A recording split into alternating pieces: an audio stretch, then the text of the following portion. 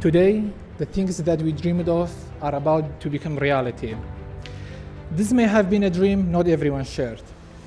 If you have a dream, work for it, achieve it, act, and set goals. There is one fundamental principle of Hinduism that says people's actions and thoughts determines their future and current lives. So at the end of the day, you decide where you go. And today we are here because we listened to our hearts, we followed our dreams rather than the judgment of people.